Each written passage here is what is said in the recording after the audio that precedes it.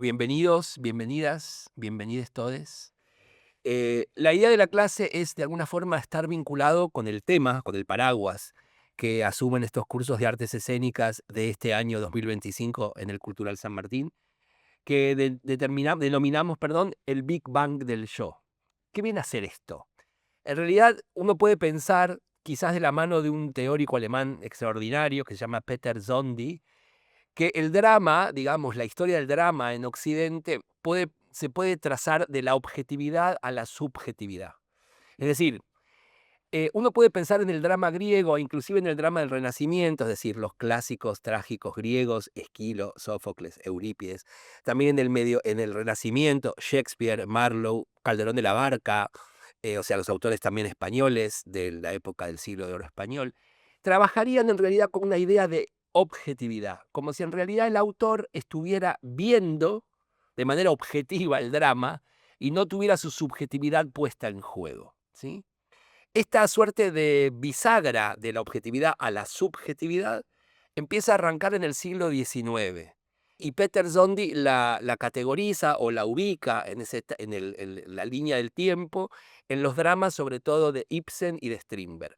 Preferentemente en Strindberg, donde, por ejemplo, en el drama El Padre, en la obra El Padre, el personaje protagónico subjetivamente entiende que esa hija, perdón, puede no ser suya. Entonces, lo que se desata es un drama subjetivo, ¿se entiende? O sea, hay algo del personaje principal que empieza a tener el foco, como si fuera una especie de mirada subjetiva en una cámara o en una peli, ¿sí? Y ahí empieza a trabajarse la idea, inclusive también la idea. Estamos hablando también de un momento en donde Freud está escribiendo lo suyo, entonces hay una suerte de mezcla respecto del inconsciente y de las ideas que la propia subjetividad trae en la percepción de, entre comillas, muchas comillas, lo real. Si seguimos en el tiempo y llegamos al siglo XX, inclusive ahora en el siglo XXI, ustedes habrán visto que está muy de moda, por ponerle algún nombre, lo denominado biodrama, autoficción, biografías, dramas del yo.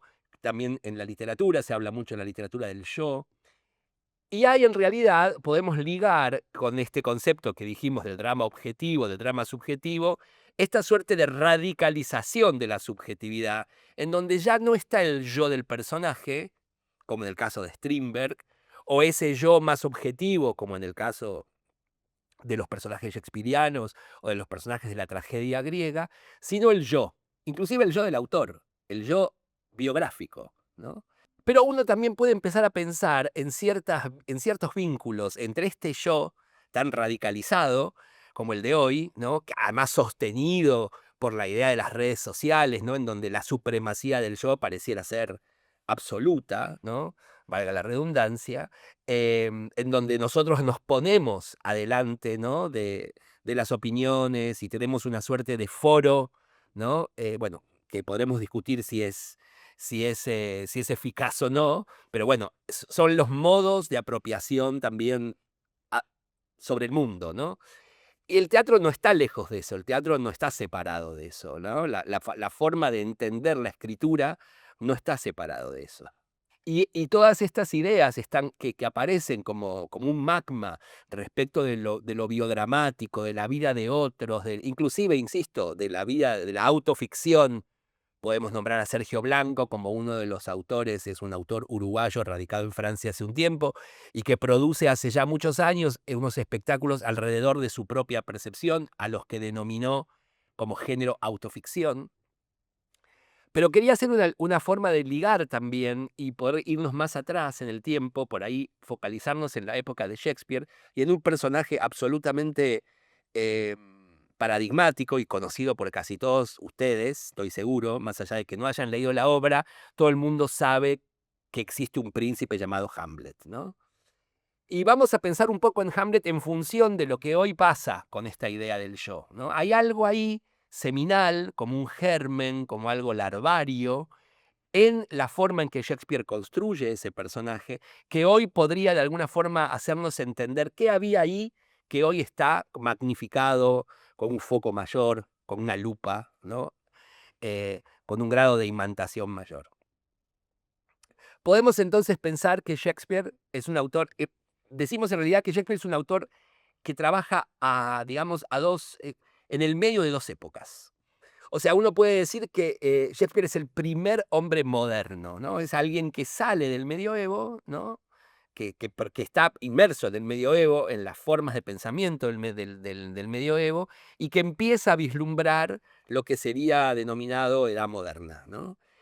Sus personajes inclusive tienen la posibilidad de pensar, ¿no? Como hay algo, y ahora lo vamos a ver en Hamlet, ¿no? Como si hubiera una especie de sujeto cartesiano, ¿no? Tomado de René Descartes, ¿no? Ese que dijo en algún lugar, en el discurso del método más precisamente, pienso, luego existo, que es contemporáneo a Shakespeare, un poquito posterior inclusive. Entonces ahí podemos pensar que en Shakespeare aparece por primera vez un sujeto que piensa.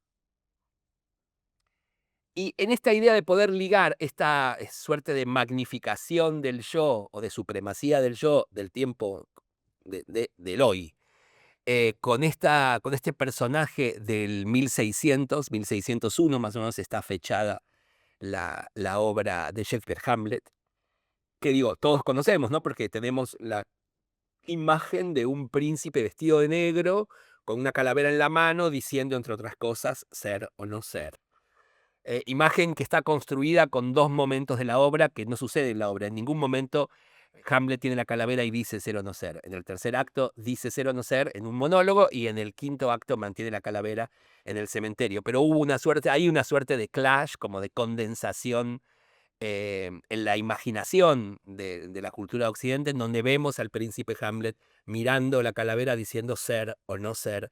Pero hay algo claramente entre la mirada a ese cuerpo muerto que coincide con esa pregunta, ¿no? O con esa reflexión del ser o no ser. ¿Qué hace Shakespeare? Esto es interesantísimo, porque además hay algo también del hoy, en donde estamos por ahí demasiado ocupados o preocupados o focalizados en construir algo nuevo, insisto, otra vez entre muchas comillas, cuando en realidad lo nuevo no se encuentra, acontece, ¿no? O sea, no hay una forma de buscar lo nuevo.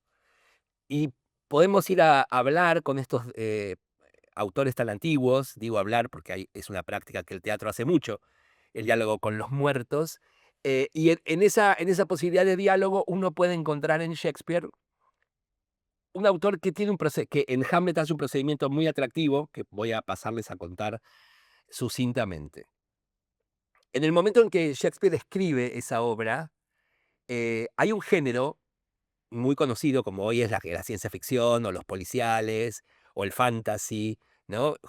Un género muy conocido teatral que se llamaba revenge tragedy, que podemos traducir como tragedia de venganza. ¿En qué consistía eso? Es como si había muchos autores que escribían revenge tragedies, ¿no? Muchas tragedias de venganza. Y la gente que era muy, digamos, muy afecta a ir al espectáculo teatral, ¿no? Ustedes saben que en la época de Shakespeare en Londres los teatros eran muy populares, iba mucha gente, el pueblo asistía de manera muy profusa a los espectáculos teatrales, la pasaban súper bien, inclusive opinaban, tiraban cosas si no les gustaba, había una suerte de tribuna nada parecido a lo que estamos hoy, que estamos ahí sentaditos, ¿no? Como en silencio, aceptando mansamente por ahí una cosa que nos parece horrible. Ahí no, si algo no nos gustaba, claramente eso se vociferaba, se demostraba públicamente. Las Revenge Tragedies tenían una estructura muy sencilla.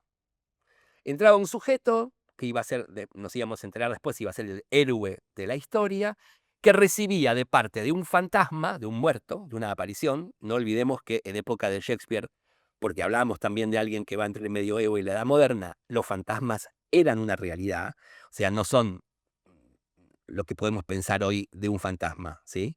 Algunas personas sí creen que es una realidad, pero en ese momento eran una realidad para todas las personas.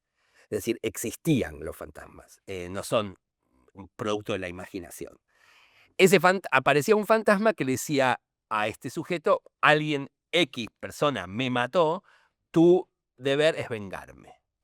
Y lo que sucedía ahí era una suerte de película de superacción en donde ese héroe se enfrentaba con A, con B, con C, con D, hasta terminar, hasta poder lograr esa venganza, ¿no? Por eso de ahí el nombre Revenge Tragedies. Es decir, era una suerte de policial también, porque, digamos, más allá que se develaba muy rápidamente quién era el asesino o la asesina, y ese héroe a lo largo de la obra vencía distintos obstáculos hasta finalmente matar al villano. Algo muy parecido a lo que vemos hoy en cualquier otra película demasiado conocida o profusamente conocida.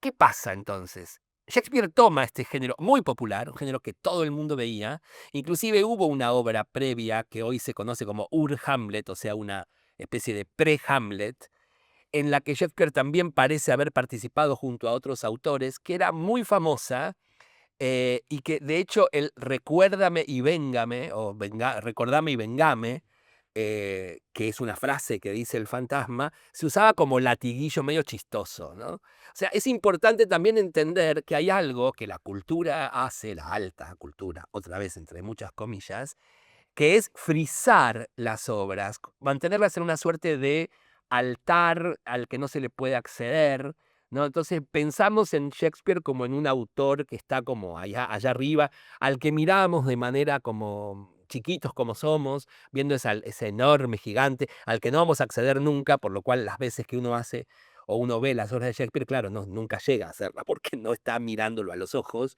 como nos estamos mirando nosotros en este momento. Entonces es importante también como desmantelar, desarticular, desmontar ese mito que la cultura ha hecho por la inaccesibilidad frente a algunos personajes de la cultura como en Shakespeare. Shakespeare era esencialmente un productor teatral. Tenía que vivir de su trabajo. Si no había gente en su teatro, no comía, ni él ni la compañía. Entonces había que buscar formas de atraer al público.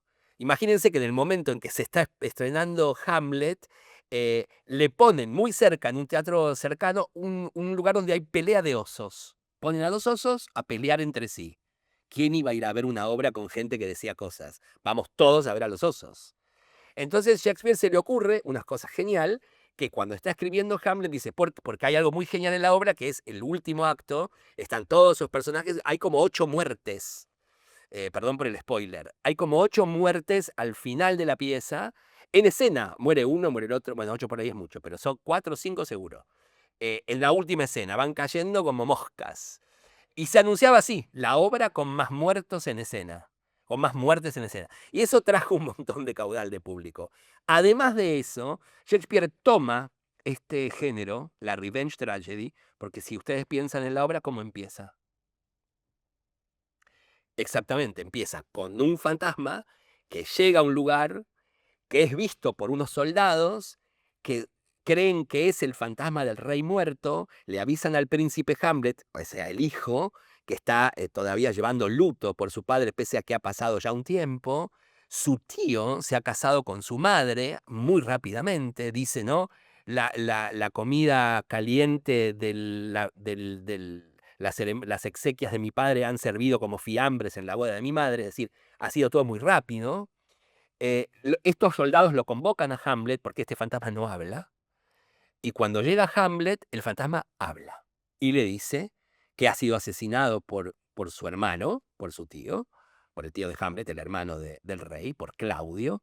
En una suerte no es demasiado claro, pero dice algo así como que puede haber una connivencia de parte de Gertrudis, o sea, de la madre de Hamlet, y que viene a pedirle venganza. Es decir, lo que arranca es una revenge tragedy. ¿Sí? Claramente, igual a todas las que uno venía viendo. Por lo cual, el público ya estaba adentro, porque lo que estaba viendo es algo que consumía, ¿no? Es como si nosotros, hoy que estamos plataformizados en todo sentido, eh, la serie más top de cualquier plataforma tiene una forma casi algorítmica de entender la psiquis, el espectador medio, y eso es lo que se construye, ¿no? O sea, nuestra cabeza empieza a estar formateada. No pensemos en ese grado de sofisticación, porque no había ese grado de sofisticación, pero sí había un entendimiento de que ese tipo de estructura narrativa convocaba al espectador.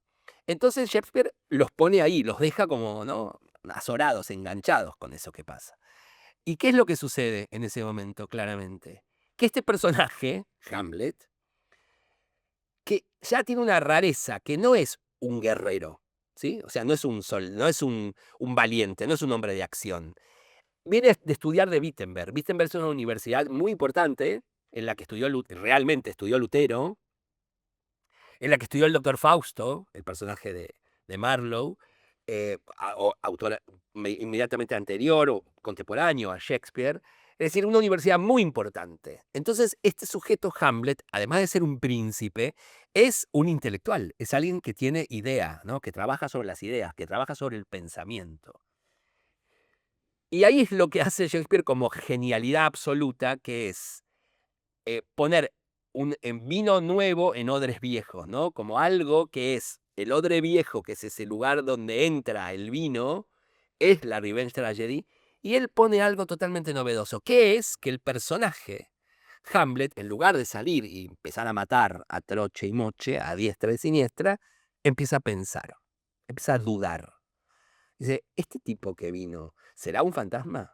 ¿No estaré yo alucinando? ¿No será un enviado del demonio que quiere hacerme creer que mi tío mató a mi padre?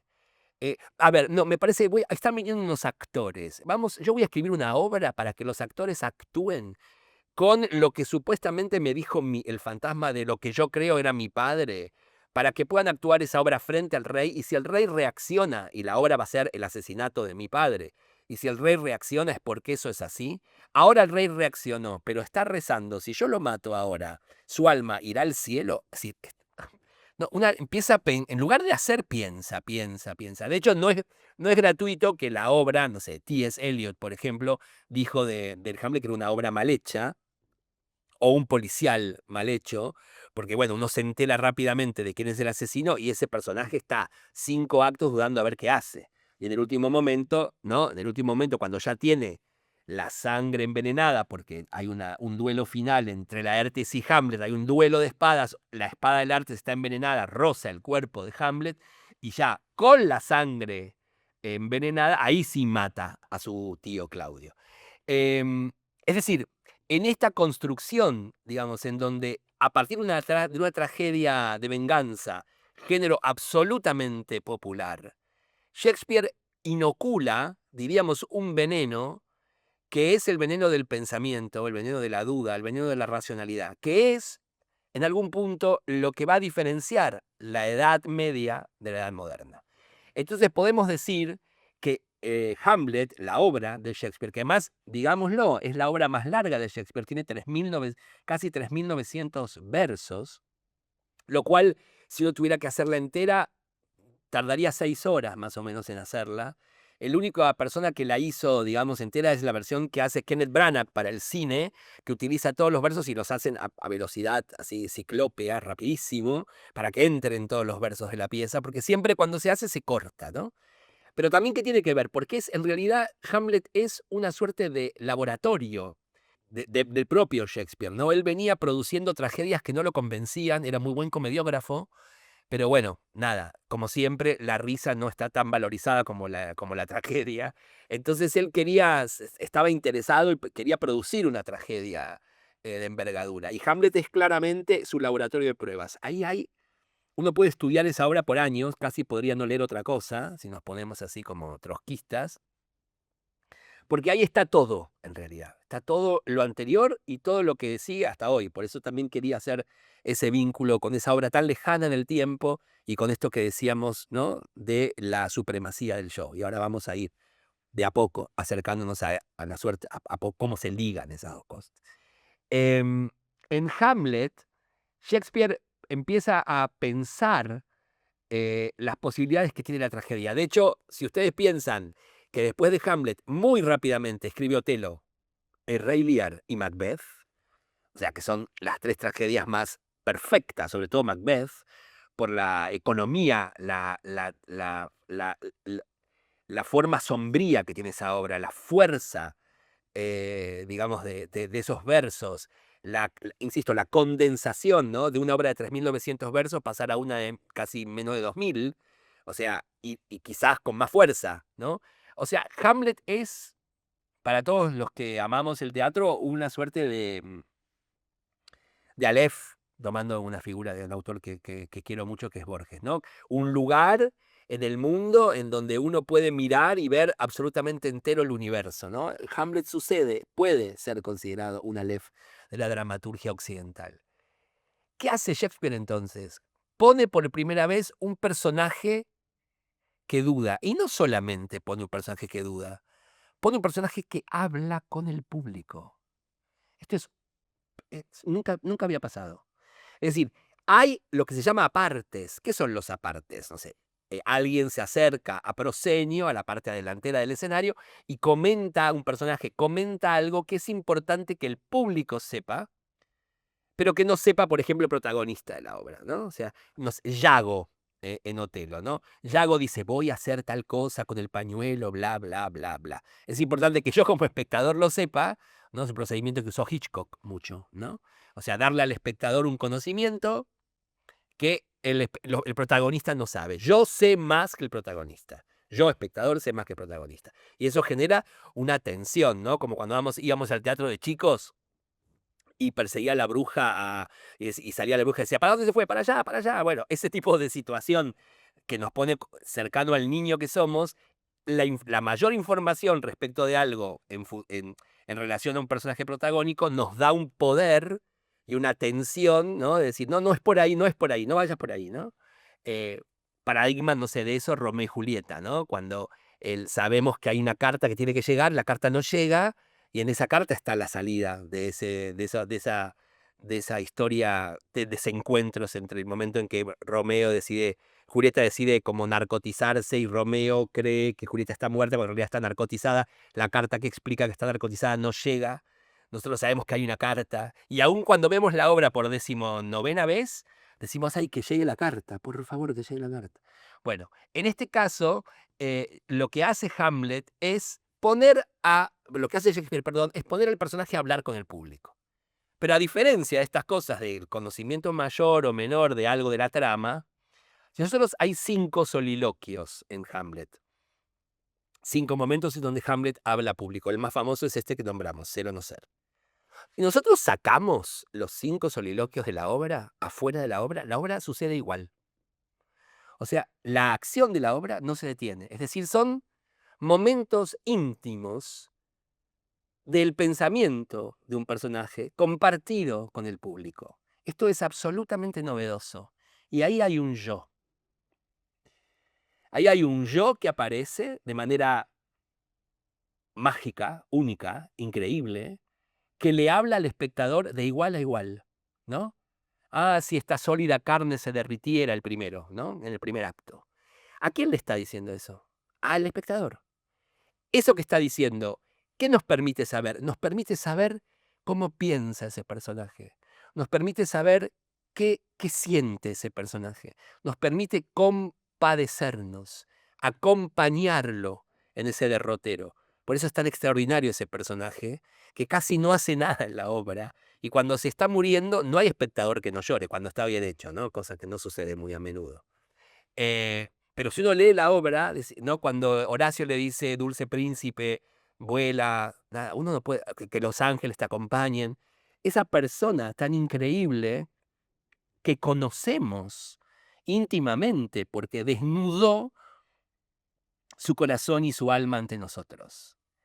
Y ahí aparece, para mí, es una hipótesis, obviamente no es comprobable, simplemente son operaciones de lectura, que no hay otra cosa que hacer que operaciones de lectura, porque uno tiene que leer y lo que lee es lo que tiene que trabajar hacia afuera en el teatro, ¿no? O sea, no hay una manera de leer Hamlet, hay tantas maneras como lectores.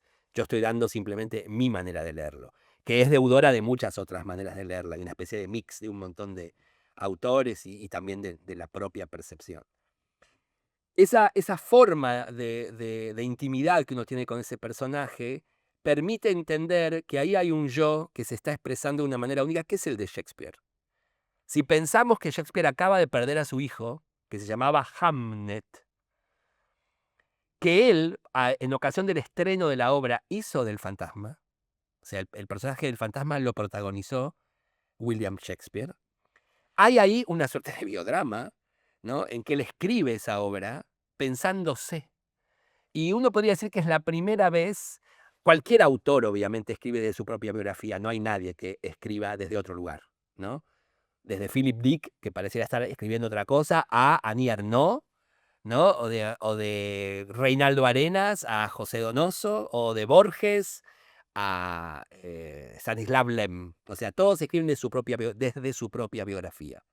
Pero acá hay algo de ese yo tan afectado, tan en carne viva, que produce esa suerte de milagro que es ese personaje que es Hamlet, que persiste de manera única en la dramaturgia de Occidente y que se transforma en una suerte como de grial, ¿no? Al que todos los directores, o muchos de los directores, no voy a decir todos porque hay algunos que no les tienen ningún interés en esa obra, y está bien que así sea, o muchos actores de los 30 y pico quieren claramente, ¿no?, protagonizar, ni hablar en Londres, en Inglaterra, ¿no?, en los países angloparlantes, ¿no?, que es como un ícono, un punto de llegada también, ¿no? Si ustedes ven, no sé, desde Benedict Cumberbatch a Jude Law, a estas grandes figuras del espectáculo inglés o angloparlante, siempre han querido o han tenido la posibilidad o han querido hacer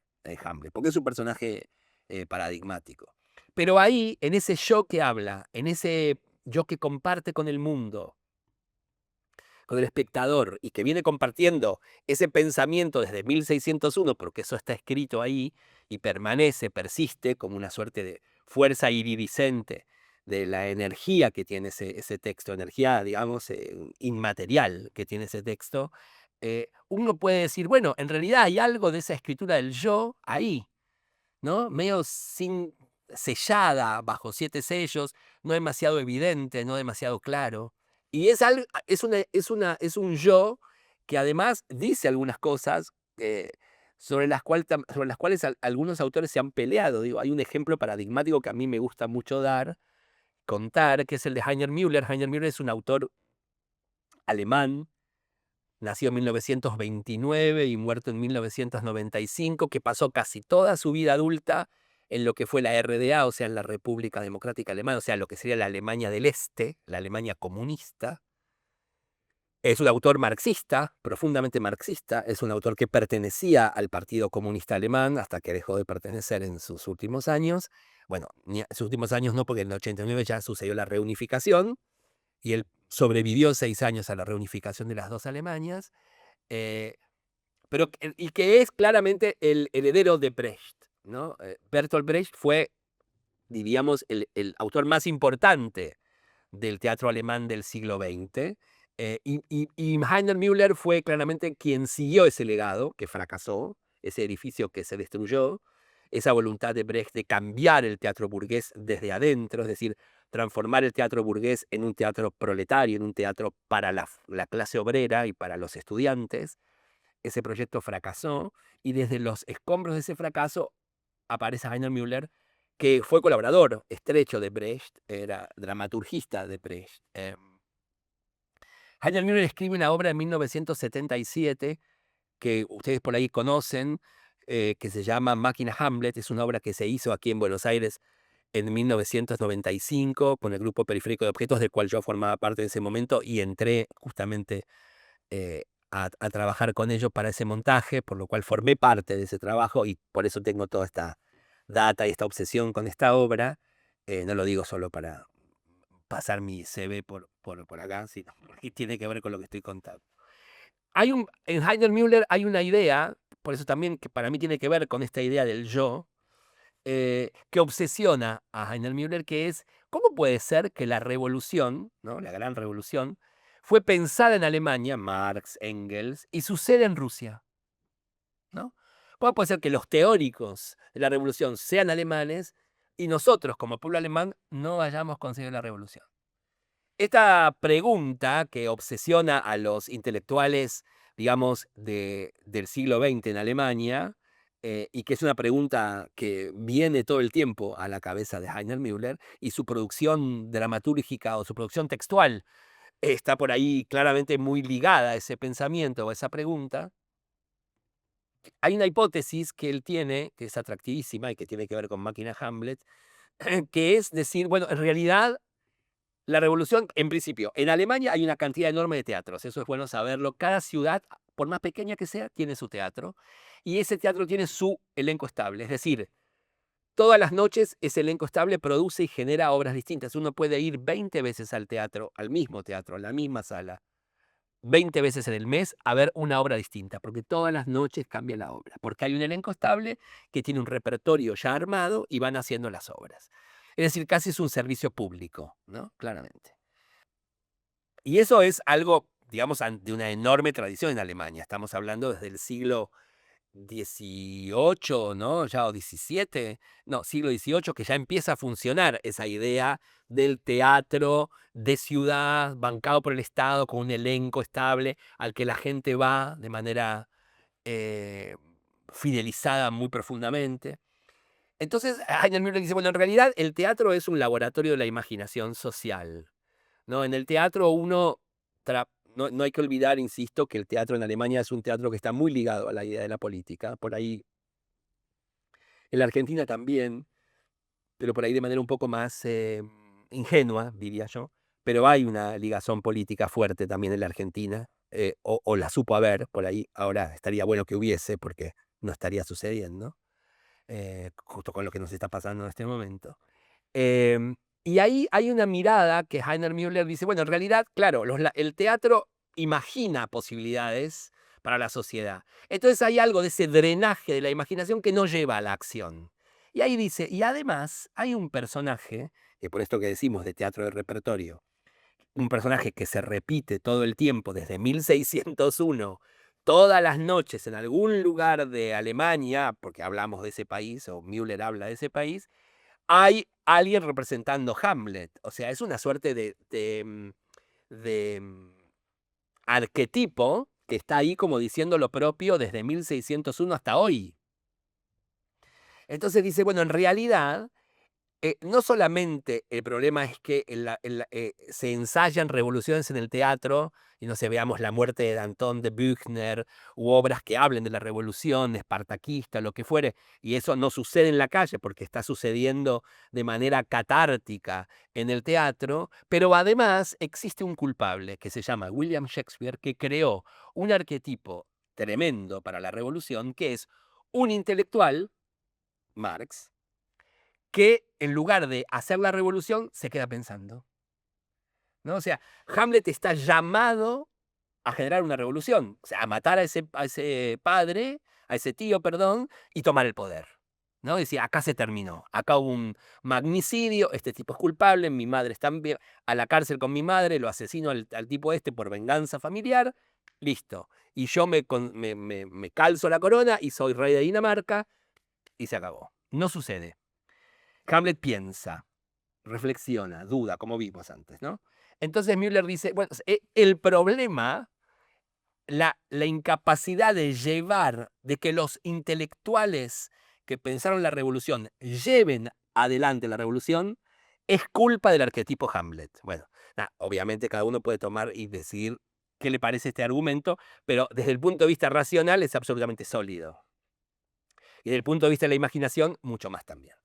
Entonces él escribe Máquina Hamlet cuando él es llamado en 1975-76 a hacer una nueva traducción. Había una idea de hacer en el Deutsches Theater, que estaba en la parte de la RDA, dirigida por un director franco-alemán que se llama Benno Besson, hacer una versión nueva de Hamlet. Entonces le piden a Heiner Müller que traduzca, que haga una nueva traducción del original inglés al alemán, y se iba a hacer la obra con la traducción de Müller del Deutsches Theater. Mientras él empieza a trabajar la traducción, como buen alumno de Brecht, va tomando notas, además de ir traduciendo.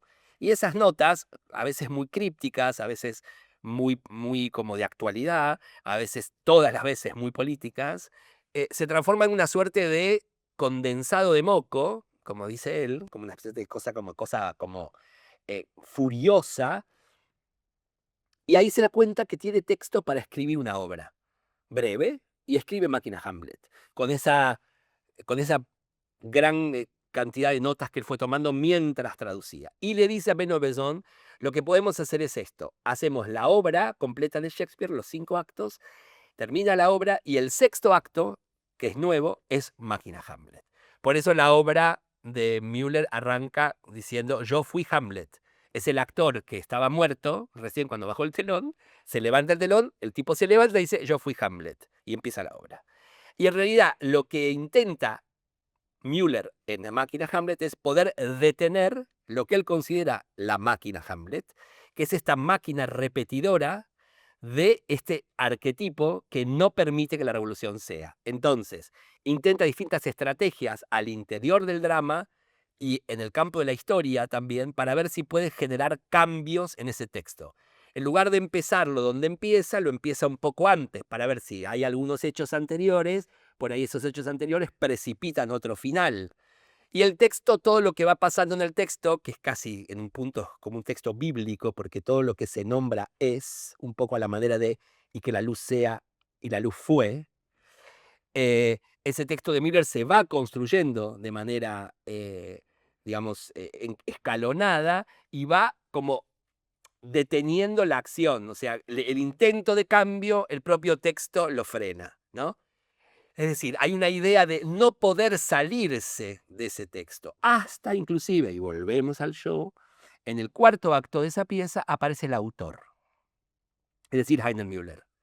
Es decir, alguien que ya se autoproclama, igual estamos hablando de 1977, bastante antes de la fuerza pregnante de la idea del yo, como la vivimos hoy, pero también está ahí, porque está en Shakespeare, ¿sí?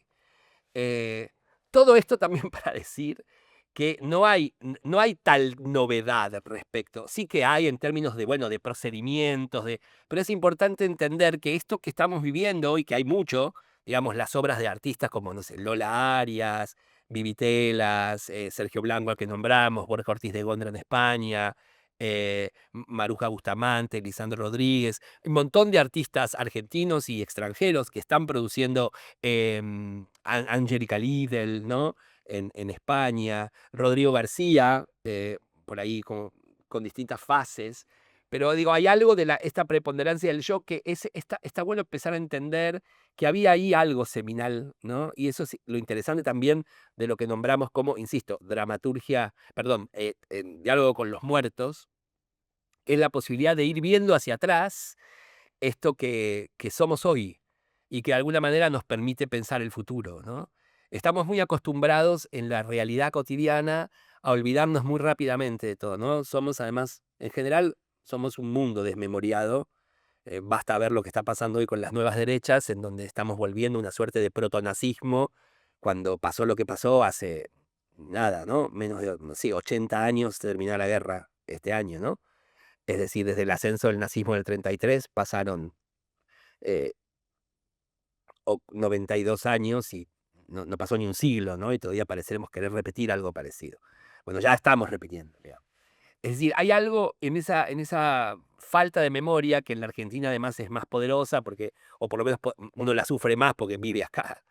Eh, entonces nosotros como artistas estamos en algún punto no digo muy obligados, pero en algún punto tenemos el compromiso de pensarnos como en una línea histórica, ¿no? O sea, formamos parte de una religión muy vieja, mucho más vieja que el catolicismo, digamos que tiene 25 años el teatro en Occidente, 25 siglos, perdón, el teatro en Occidente, ¿no? Empieza el siglo V antes de Cristo, y esa línea, ¿no? Es una línea que uno tiene que seguir mirando para entender eso que pasó, entender dónde estamos y eso proyectar al futuro, ¿no? Cosa que no pasa con la política o con nuestras vidas convencionalmente. Es una buena práctica, inclusive, para pensarnos en el cotidiano. Entonces creer que, no sé, que la autoficción o la dramaturgia del yo o este Big Bang que nombramos, ¿no? Pues una especie de explosión de lo que hoy es el yo, está muy presente en nuestros escenarios y en los libros que se editan, no solo, como dije, en el teatro, sino también en la literatura, lo biográfico. Es decir, hay es bueno pensar no solo que todo se hace desde la biografía, sino que en ese pasado existen las semillas, la fuerza constructora del presente que nos permite estar en el presente eh, con la fuerza del pasado para llevar al futuro. Un poco como esa imagen increíble, y con esto cerramos, de Walter Benjamin en sus tesis sobre la filosofía de la historia, que él toma un dibujo de Paul Klee, su amigo Paul Klee, al que él denomina el ángel de la historia, que es un ángel que la fuerza de la tormenta lo lleva hacia adelante, o sea, su cuerpo va hacia adelante, y su cara está vuelta hacia atrás. Es decir, su mirada está en el pasado, su cuerpo está en el presente y, digamos, y la fuerza lo lleva hacia el futuro.